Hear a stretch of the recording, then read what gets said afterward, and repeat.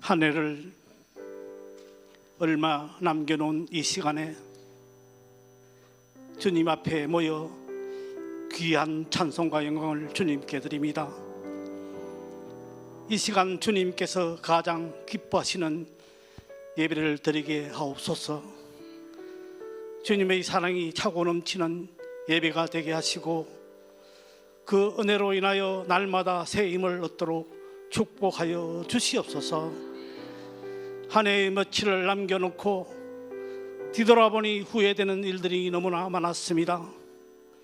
영생을 사한 것을 소홀히 하여 주님의 음성을 듣지 못했고, 주님께 날마다 간구와 기도로 겸손히 고백해야 할 것들을 겸손하지도 않고 기도와 간구도 하지 않았습니다.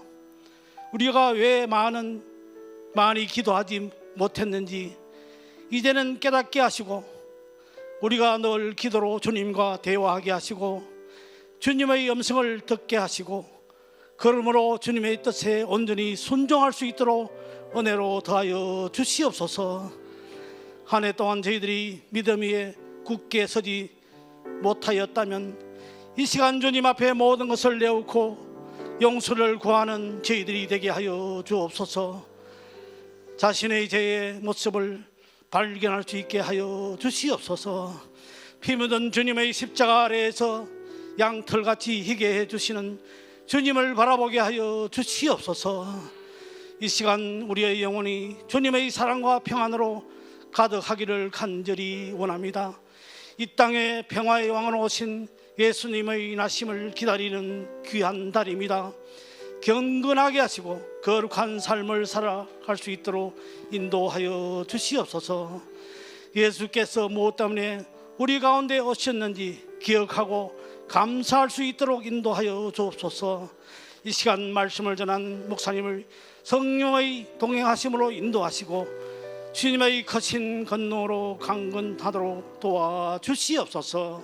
감사하며 예수 그리스도의 이름으로 간절히 기도드리옵나이다. 아멘. 로마서 12장 11절 말씀입니다. 부지런하여 게으르지 말고 열심을 품고 주를 섬기라. 아멘. 할렐루야. 하나님께서 이 아침에 우리를 통해서 영광을 받으시고 특별히 하나님께 신령과 진정으로 예배드리는 여러분 머리 위에 손 얹어 기름 부으시고 응답 주시기를 주님의 이름으로 축원합니다. 우리 옆사람과 같이 축복하고 인사합니다. 당신은 잘 될 사람입니다. 우리 오늘 새 힘을 얻고 주님과 큰 역사를 이루어 갑시다. 당신의 삶은 이제 풀어질 일만 있습니다. 당신 때문에 우리 교회가 부흥될 것입니다. 당신은 최고의 목덩어리입니다.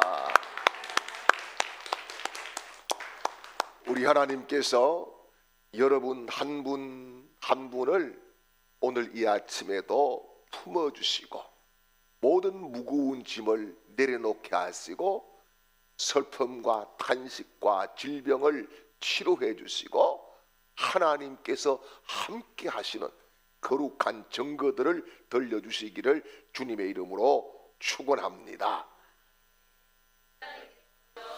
감사합니다. 하신 사람만 오늘 만배의 복을 받기를 바랍니다. 할렐루야. 뒤끝 장렬이죠. 여러분 은혜로운 교회 생활을 하셔야 돼요. 왜냐하면은요 성경에 하나님이 뭐라 그럽니까? 내가 은혜의 때에 응답하겠고 이렇게 말씀을 합니다. 은혜로운 교회 생활은 어디서부터 시작되느냐? 교회에서 하나님의 신성이 드러날 때, 하나님의 거룩함이 드러날 때, 하나님의 음성이 들려질 때에 그때에 은혜로운 교회 생활이 시작되는 것입니다. 그래서 신앙생활은요, 상황에 반응을 하는 것이 아니라 하나님이 주신 말씀에 반응하시는 것인 줄 믿으시기를 바랍니다. 삶을 우리가 다 살고 있지만은 삶을 살아간다고 하는 것이 참 어렵지 않습니까? 정말 어려운 것 같아요. 이 고비 넘어가면은 잘 되겠지 이렇게 기대도 하지만은 또 한 고비 넘어 또 다른 고비가 불현듯 나타나기도 한다는 것이지요. 삶을 살아낸다는 것이 어려운 이유는 두 가지가 크게 있다고 생각을 해요. 첫 번째는 뭐냐? 세월이 지나갈수록 책임이 무거워집니다. 세월이 되어서 나이가 들어가니까 책임이 점점 무거워져요. 그러니까 이게 힘든 거예요. 많은 짐을 지게 되는 거예요. 그런데 우리 주님께서 수고하고 무거운 짐진 자들아 다 내게로 오라, 내가 너희를 쉬게 하리라. 이 말씀이 얼마나 큰 위로가 되는지 모릅니다. 또 한 가지 이유는 때로는 이해가 되지 않는 상황들이 있어요. 그 상황에 어떻게 반응을 해야 옳은 것인가, 이게 참 우리를 힘들게 합니다. 그래서 여러분, 그 상황에 반응을 하게 되면은요, 더 괴로워져요. 더 점점 힘들어져요. 제가 지난 목요일 날 이삿짐 센터에 이삿짐을 맡겨놓고 지금 누가 그러더라고요. 난민이 되셨다. 예, 제가 그래서 좀 좋은 말을 쓰라 그랬어요. 디아스포라다, 나그네다, 그렇게 이야기를 했어요. 그런데요, 참 그런 것 같아요. 이 상황이 딱 그렇게 되니까 자꾸 제 속에는 상황에 대해서 불만이 막 나올 수밖에 없는 그런 일들이 여기서도 생기고 저기서도 생기고 뻥뻥뻥 막 터지는 거예요. 그런데 그럴 때에 하나님의 음성에 귀를 기울이기로 제가 마음을 먹었어요. 그리고 나니까 하나님의 말씀이 새롭게 들리는 거예요. 합력해서 하나님이 선을 이루어 가시는구나. 하나님이 또 내 인생을 이렇게 엮어서 큰 역사를 펼쳐 가시는구나. 이렇게 해석이 됩니다. 그러면서 여러분, 이 정도야 주님이 당한 고난 거기에 비하면은 쇠발이 피다, 이런 생각이 또 들어갑니다. 그러므로 성도들은요, 상황에 반응을 하면 안 돼요. 말씀을 듣고 말씀을 받고 그 말씀에 믿음으로 반응을 해야 돼요. 여러분, 여리고성을 점령할 때 보세요. 하나님께서요, 여호수아에게, 백성들에게 가서 이야기하라. 뭘 이야기하라는 거예요? 여호수아 6장 10절을 볼까요? 이렇게 말씀을 합니다. 여호수아가 백성에게 명령하여 이르되 너희는 외치지 말며 너희 음성을 들리게 하지 말며 너희 입에서 아무 말도 내지 말라. 그리하다가 내가 너희에게 명령하여 외치라 하는 날에 외칠지니라 하고. 아멘. 자, 여러분, 왜 하나님께서 여기 특별히 여리고성이라고 하는 가장 큰 강적을 만났는데 대책 없이 성만 돌아라, 하루에 한 바퀴, 7바퀴 돌아라, 왜 이렇게 했을까요? 그러면서 왜 이런 말씀을 주었을까요? 이게요, 하루에 한 바퀴 돌고 나면은 성문이 삐거덕 옆으로 기운다든지, 2바퀴 돌고 나면은 벽돌이 몇 개 뚝뚝 떨어진다든지, 예, 적어도 6바퀴쯤 돌았을 때에는 뭔가 지진이 날 조짐이 있다든지 이런 상황의 변화의 조짐이 있어야 되는 거예요. 그런데요, 성경을 보니까 성문은 굳게 잠겼고 이렇게 이야기를 합니다. 전혀 뭐예요? 상황은요 녹록지가 않고 불변한 것처럼 보였어요. 그러다 보니까 어떻게 될까요? 사람들이 나도 모르게 상황에 따라 반응을 하는데 그 반응이 어디로 나와요? 입술로 나오는 거예요. 입술로. 어떻게? 불만과 불평으로, 예, 원망으로, 두려움으로 이렇게 나오는 거예요. 그러니까 뭐라 그래요? 너는 외치지 말며, 그 다음에 음성을 들리게 하지 말며, 또요 내 입에 아무 말도 내지 말라. 이게 3번씩이나 강조를 하고 있어요. 여러분, 그렇습니다. 상황에 반응을 하면은 여러분 자꾸 불평이 나옵니다. 저도요 자꾸 상황에 반응이 하고 싶어요. 불평이 나와. 그러니까 그러다가도 어우 이게 아니지, 이 속으면 안 되지, 이렇게 하니까 감사가 또 나오는 거예요. 여러분, 불평의 말, 불안한 말, 부정적인 말, 이게요 순식간에 사람 마음을 막 흔들어 놓고요, 마음을 갈라 놓고요, 그래서요 스스로 넘어지게 만드는 거예요. 그래서 하나님께서 여호수아에게 특별하게 명령한 것이 아무도 말하지 말아라. 그리고 명령이 떨어질 때 그때에 외치라. 이렇게 말씀을 하고 있습니다. 여러분, 마지막 날에 소리를 지르라는 거예요. 우리 신앙생활하면서 무슨 꿈을 꾸고 있습니까? 지금은 어렵지만 하나님은 반드시 우리를 잘되게 하신다, 이기게 하신다, 승리케 하신다, 붙잡아 쓰신다, 넘어졌을지라도 일으켜 주신다. 이런 꿈을 꾸고 오늘 이 아침에도 주의 집에 나온 거 아니겠어요? 그렇다고 하면은 여러분, 우리가 제일 관리를 잘해야 될 것이 뭐겠어요? 바로 생각이고 바로 입술입니다. 여러분, 본인은 몰라요. 본인이 그런 말을 하면은 사람들이 욕을 하는지 사람들이 어떻게 생각할지 모르고 그냥 앉으면은 그냥 이상한 소리들을 많이 하기도 합니다.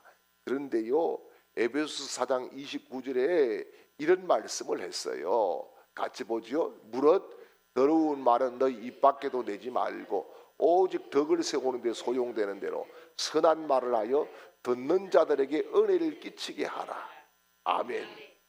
자, 덕을 세워야 되고 은혜를 끼치는 말을 해야 된다. 자, 여러분 어떻습니까? 지난 한 주 동안 덕을 얼마나 끼치는 말을 많이 했습니까? 아니면은 은혜로운 말을 많이 해서 듣는 사람들이 은혜를 받았습니까? 여러분, 그래요. 누구나 다 삶에 불만은 다 있어요. 불만 없는 사람이 우리 가운데 어디 있어요? 다 삶에 불만이 있지. 불만 없는 사람은요, 사람은 천사지. 천사지. 예? 그 사람은 육신의 몸을 갖고 있으면 안 되지.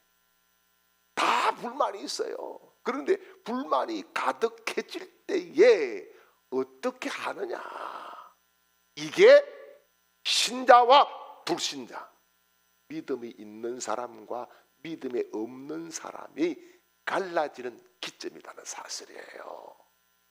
그래서 우리가 참기 어려운 것 중에 하나가 뭔지 아십니까? 내 책임도 아닌데 내가 감당해야 될 그런 어려움이 살아보니까 있더라는 거예요. 저는요 학창 시절에 학교 다니면서 제일 싫어했던 벌이 있어요. 그게 뭐냐? 첫 번째 벌은 단체 기합이에요. 아이 개뿔도 나는 잘못한 게 없는데 왜 전부 다 단체로 꼬라박아라고 하느냐 말이야. 이게 말이 되냐 말이지. 그거 진짜 고문 아닙니까? 그렇죠? 이렇답니다. 여러분들은 천사들이고. 단체 기합 안 받아봤어요? 받아봤지요? 나는 잘못한 게 없다니까. 그런데 단체 기합을 주니까 이게 사람이 속에서 막 천불이 올라오고 단체 기합을 받게 한 그놈은 막 때려 죽이고 싶어지는 거 아니겠어요? 그것만 아니에요. 또 두 번째 기합이 뭔지 압니까? 선착순. 이것도 사람 잡는 거예요. 저는 달리기가 느려가지고요 여기 땅 하고 뒤를 보면 아무도 없는데 선착순 하면은 끝까지 20바퀴든 30바퀴든 마지막까지 도는 사람이 나라. 그 사람 진짜 힘든 거예요. 여러분 우리 인생에 살다 보면은 참 그래 심은 대로만 거두고 살면은 그것도 괜찮은데 살만한데 보십시오.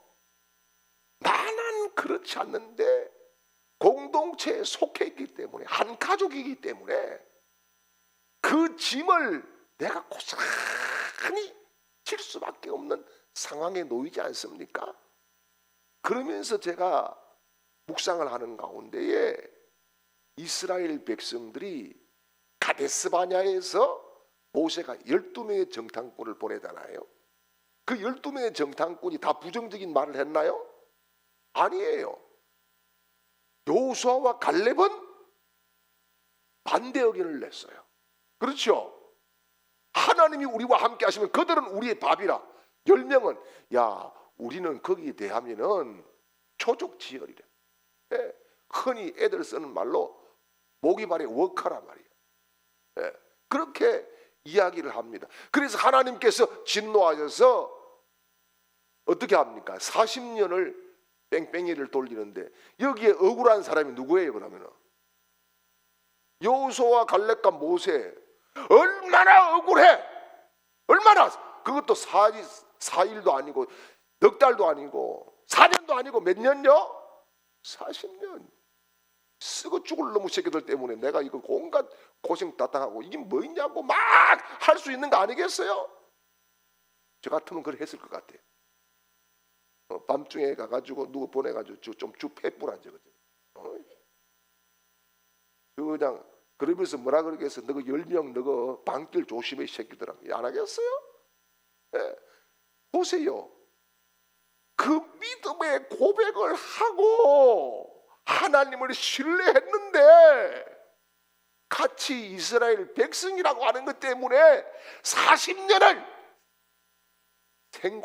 생고생을 하는 것 아니겠어요? 이게 뭡니까? 공동체이기 때문에 짐을 같이 억울하지만은 져야 하는 때도 있다는 거예요. 가족이기 때문에 가끔씩은 자식을 기르다 보니까 원치 않는 곳에 가가지고 사과도 해야 되더라는 거예요. 우리 집 식구가 우리 동생들이 막내가 쌍둥이에요. 얼마나 별났는지. 둘이서 누가 하나 건들면은 그냥 가가지고 그냥 완전히 그냥 초전 박살을 내버리고 돌아오는 거예요. 그러면 학교에 일주일에 3번 4번씩 불려가는 거예요. 그래가지고 우리 막내 애가 범수중학교를 다니는데 그 선생님이 쭉 먼 이야기 하다가 별난 놈이 있었는데 그 놈이 김성태, 김성철이었는데 그 조카가 김대영이었는데 네가 김대영이 동생이가 이리 되었어요. 이 족보가 이상하게 그렇게 흘러가더라고. 그 왜 가가지고 내가 잘못한 것이 없는데 죄송합니다, 미안합니다, 도와주세요, 살려주세요 왜 해야 됩니까? 가족이기 때문에. 여러분, 예수님이 아무 잘못이 없는데 왜 십자가를 지시고 피 흘려서 죽으셔야 됐어요? 아무 잘못이 없는데. 하나님과 우리가 가족이, 우리를 위해서 주님이 그렇게 십자가를 지신 거란 말씀이잖아요. 여러분, 우리가 교회 공동체이기 때문에 누군가가 일어난 아픔을 참아야 될 때도 있고 견뎌야 될 때도 있습니다. 오늘 말씀을 보니까 뭐라 그래요? 부지런하여 열심을 품고 주님을 섬기라, 이렇게 이야기하는데, 야, 여러분, 부지런하여 게으르지 말고 이렇게 이야기하면 억울한 사람들도 있어요. 내가 언제 게으름 부리고 내가 언제 안 부지런했냐고. 그죠? 나는 절대 게으르지 않았는데 말입니다. 자, 여러분, 오늘 말씀 속에서 뭐가 있느냐?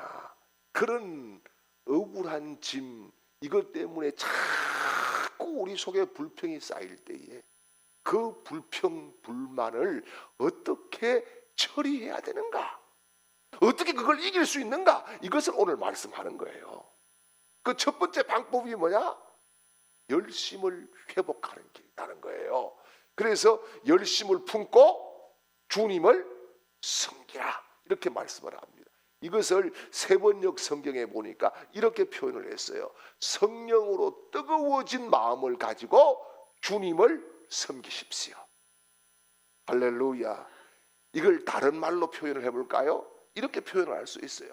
성령과 함께 열심을 품으십시오. 이렇게 이야기를 할 수 있어요. 여러분, 우리가 경험하는 것이지만은 주를 위한 열심은 성령의 감화가 없으면 할 수가 없어요. 잠깐은 되거든요. 자기 막 의지를 가지고 으쌰. 그런데 조금 지나면 안 돼요.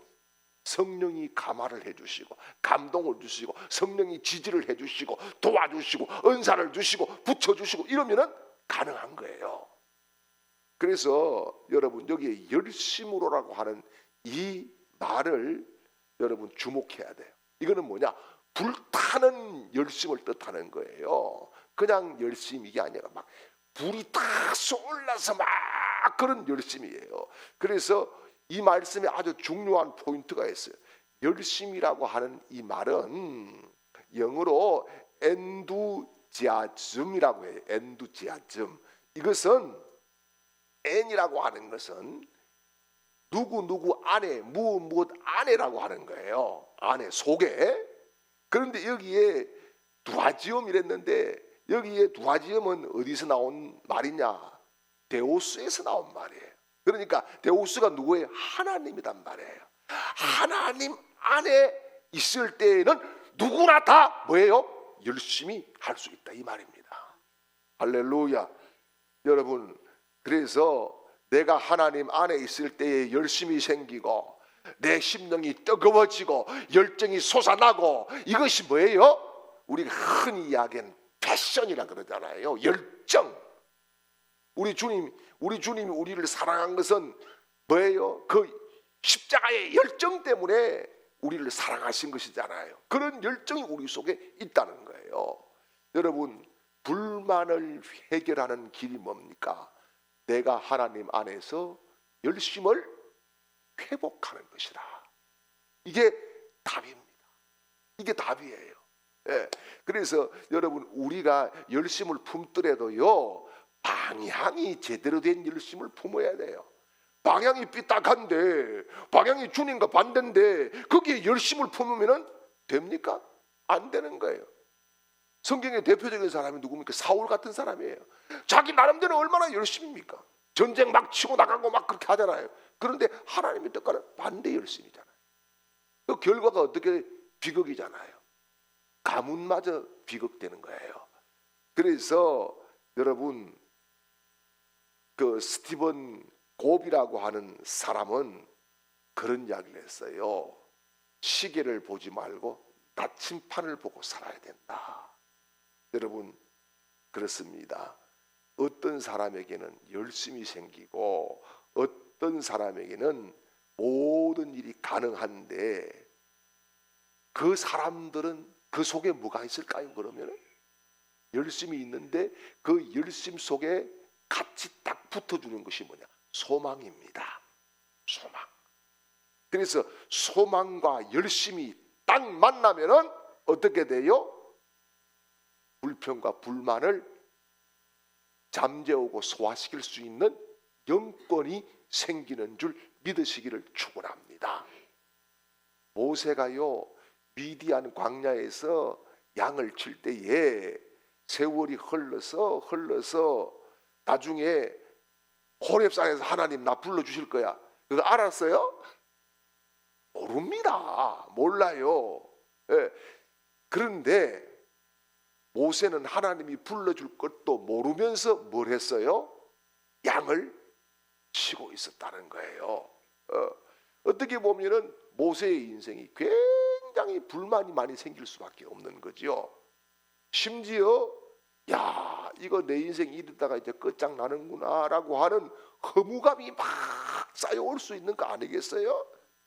그래서 오죽했으면은 거기서 결혼을 해가지고 아들을 낳았는데 아들의 이름이 뭡니까? 게르솜. 이게 뭐예요?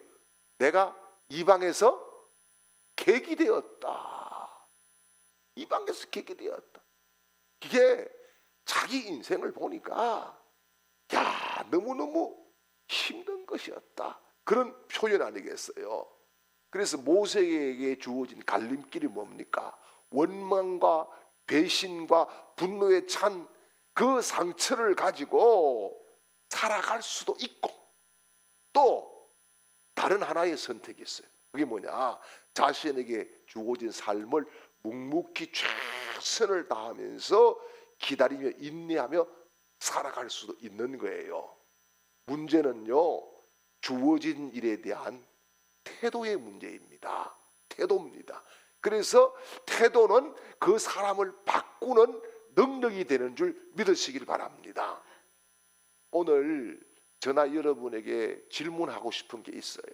그게 뭐냐 하면은 여러분이 현재 선택을 하지 않았지만은 환경과 직업 가운데에서 불만 속에서도 하나님을 찬양할 수 있는지, 찬양할 수 있어요? 또요 정말 여러분을 힘들게 하는 그 동료나 누구 상사나 그 사람을 위해서 기도할 수 있어요? 또 한 가지는 정말 고된 상황인데 자신에게 돌아오는 것이 정당한 대가를 받지 못할 때에 야, 이게 하나님의 인도하심이라고 믿을 수가 있어요? 여러분 우리가 여기에 아멘을 할 수 있어야 뭡니까?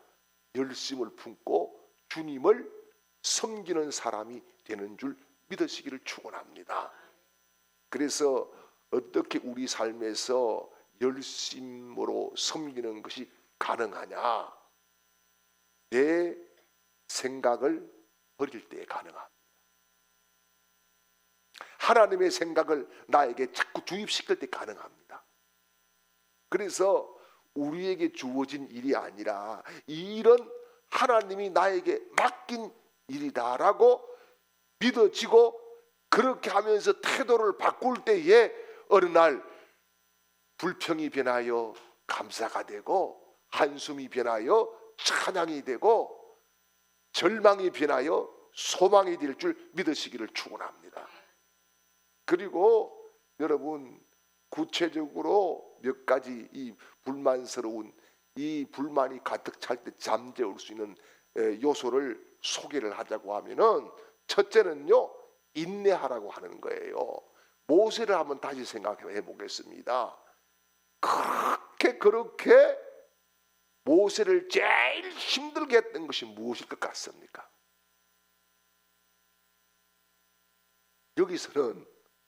여기서는 아무도 모세를 알아주지 않아요. 모세가 화려해 경력이. 그렇죠? 모세가 군사훈련 이 왕도를 배웠기 때문에 군사훈련 정치 뭐 경제 다 모세가 다 훈련을 받았는데 여기서는 아무도 인정을 안 해줘. 누가 알아주질 않아요. 여러분 사람은요 누구나 다 인정받고 싶고 또 인정받을 때에 당연히 따라오는 대우도 받고 싶은 거예요. 이것은요 저도 예외가 아니에요. 아무도 여기에 예외될 사람은 없어요. 그런데 여러분 제가 하나님 앞에서 결심하고 살아가는 것이 하나가 있어요. 그게 뭐냐 하면은 누가 나를 인정하지 않더라도 오직 주님만 보겠습니다. 그거예요. 그거 아니면은 오늘 제가 설 수도 없고 살 수가 없어요. 그리고 야고보 사도는 야고보서 1장 2절에서 4절까지 말씀에서 이런 말씀을 합니다. 내 형제들아 너희가 여러 가지 시험을 당하거든 온전히 기쁘게 여기라. 이는 너희 믿음의 시련이 인내를 만들어내는 줄 알미라. 인내를 온전히 이루라. 이는 너희로 온전하고 구비하여 조금도 부족함이 없게 하려 함이라. 아멘. 여러분 불만스러운 삶 속에서 인내하며 살았던 사람들은 하나님이 반드시 불러주셨어요.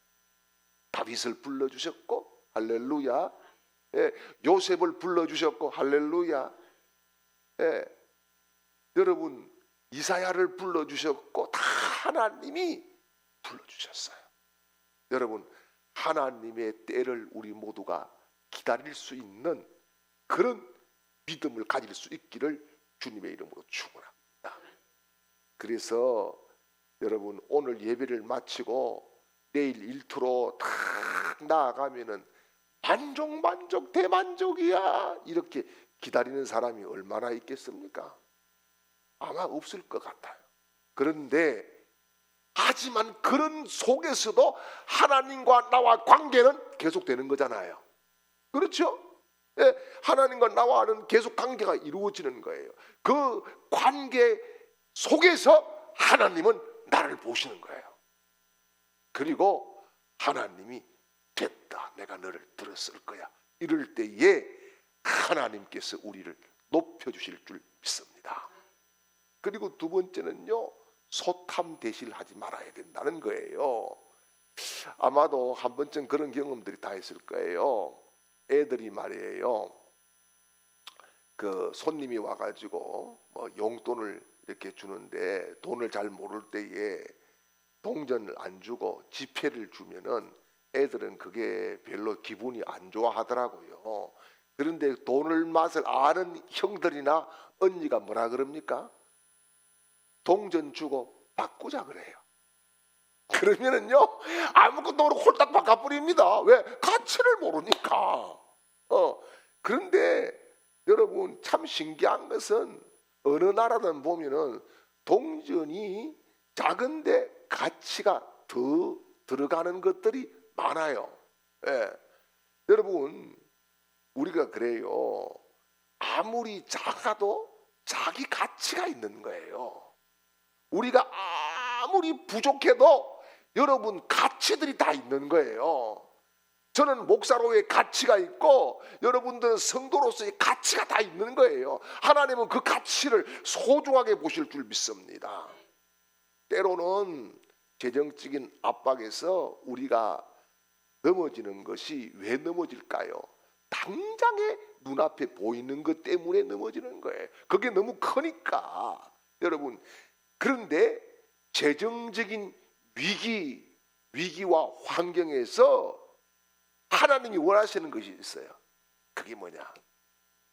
그런 위기 속에서 하나님께서 나는 너에게 누구냐를 묻는 거예요. 제가 살아보니까 그래. 너는 이런 환경 속에서 내가 누구지? 하나님이 그렇게 어느 날 저한테 질문을 해 오시는 거예요. 거기에서 하나님께서 쓰실지 말지를 결정하시는 거예요. 하나님이 더 크게 주실지 거기서 종료를 하실지를 결정하시는 거예요. 그래서 시편 37편 25절에서 이런 말씀을 했어요. 내가 어려서부터 늙기까지 의인이 버림을 당하거나 그 자손이 걸식함을 보지 못하였노라. 할렐루야. 여러분 가정이나 교회에서 재정적 부여의 원리는 두 가지가 있어요. 이거는 성경적으로 딱 두 가지 있어요. 첫째는 뭐냐? 반드시 위로부터 흘러내려간다는 거예요. 예, 이게 뭡니까? 위로부터 흘러내려간다. 이 강단에서부터 성도들에게 흘러내려가는 거예요. 이게 재정적인 부여의 원리인 거예요. 여러분 보십시오. 요시아가 종교개혁을 하기 전에 이스라엘의 상태가 어땠습니까? 성전이 퇴락되고 무너지고요, 제사장들이 먹고 살기 어려워가지고 각자 흩어졌어요. 그래서 이스라엘이 어떻게 됩니까? 잘 됩니까? 안 돼요. 망하는 거예요. 망하는 거예요. 그런데 요시아가 종교개혁을 하면서 말씀을 보고 통일하고 자복해서 성전을 다시 수축하고 제사장들을 다시 불러 모아서 제사 일을 감당하면서 하나님 앞에 예배를 드리는 그 가운데에 나라가 부강해지는 거예요. 여러분, 우리가 기억해야 될 것은 졸라매서 잘 될 수도 있겠지만은 풀어놔야 잘 되는 겁니다. 그게 성경의 원리입니다. 자꾸 졸라매려고만 하지 마십시오. 여러분 가정에서도 자꾸 졸라매려고만 하지 마세요. 그것은 가난의 영에 속을 수 있는 것입니다. 하나님은 풀어 놓으라고 말씀합니다. 이게 부유의 원리예요. 두 번째는요, 계산되고 살아야 돼요. 하나님 계산 없이 살지 말라 안 합니다. 그런데 중요한 것이 있어요. 그 계산에 나 여호와 전능한 하나님을 넣으라는 거예요. 우리는 그거 빼거든요. 하나님 빼고. 제가 교회 개척을 해서 건축할 때 우리 교회 안수 집사님이 그런 이야기 합니다. 목사님 이제 더 이상 은혜, 믿음 이런 이야기 하지 말고 돈 이야기만 하자고. 여러분, 교회는 돈 이야기 할 게 없어요. 믿음 이야기 해야 되는 거지. 은혜 이야기 해야 되는 거지. 예. 은혜가 되면은, 여러분, 은혜를 받으면은 집도 팔아 넣을 사람도 있고요. 그래도 감사할 사람이 있어요. 제발 바라기는 은혜 받는 데 집중하십시오. 은혜만 받으면 기적은 일어납니다. 이게 뭐예요? 하나님 넣어서 계산을 해야 되는 축복의 원리인 거예요. 가정에서도 마찬가지. 가정에서 1 더하기 1 빼기 2 제로네? 누구나 다 해요. 그런데 저와 여러분이 하나님이 나의 주라고 하면 거기에 하나님을 넣고 계산을 해야 돼요. 왜요? 하나님은 전능한 하나님, 창조의 하나님, 그 하나님이 나의 하나님이기 때문에. 할렐루야. 그리고 세 번째로요, 모든 상황을 하나님이 보고 계시다고 믿어야 불만이 떠나갑니다. 하나님이 안 보고 계시다, 불만이 막 쌓이는 거지. 속이 막 우라통이 터지는 거지요. 우리가 오해하지 말아야 될 것이 있어요. 지금 우리의 삶에서 일어나는 불합리한 일, 불평등의 대우를 하나님은 그냥 참아라 이게 아니에요. 뭡니까? 네가 주어진 그 환경에서 신실함을 보이라. 그 다음에는요, 나 여호와가 알아서 할 거야. 그렇게 말씀을 하시는 거예요. 그래서 누가 그런 말을 했어요. 뜨거운 우유를 마시다가 대인적이 있는 사람은 요거트도 호 불어서 먹는답니다. 이게 뭐예요? 상처가 그만큼 무섭다는 이야기죠. 여러분, 하나님은 내가 상처받는 거 원치 않아요. 누구에게 상처 주는 것도 원치 않아요. 그것을 극복하기 위해서 예수 그리스도를 십자가에서 내어주신 줄 믿습니다. 모세의 삶을 통해서 보는 것이 있습니다. 그게 뭐냐? 순종의 깊이는요, 왕궁에서, 애굽에서 순종의 깊이가 드러난 게 아니에요. 어디서요? 광야와 사막에서 순종의 깊이가 드러났습니다. 여러분, 하나님이 참으로 우리에게 보시는 믿음은 하나님이 우리를 막 쓰시고 말씀하실 때가 아니라 지금처럼 침묵하시고 하나님이 아무 말씀도 안 하시는 것처럼 느낄 때에, 그때에 여러분, 우리의 믿음이 드러나는 줄 믿으시기를 축원합니다. 이제는 우리의 부요를 위해 십자가에서 피 흘려 죽으시고 우리를 불러주신 우리 구주 예수 그리스도의 크신 은혜와 우리 속의 불만을 깨끗하게 제거하시고 이길 수 있는 말씀과 길을 주신 하나님 아버지의 극진하신 사랑하심과 또한 이 시간에도 우리를 위로하시고 격려하시고 도우시는 성령님의 놀라운 역사가 삶의 불만 속에 탄식하며 아파하며 힘들어하는 하나님의 백성들 그 머리머리 위에 또 가정과 사업과 직장과 학업 위에 우리 교회와 이 나라 이 민족 위에 영원토록 함께 있을지어다. 아멘.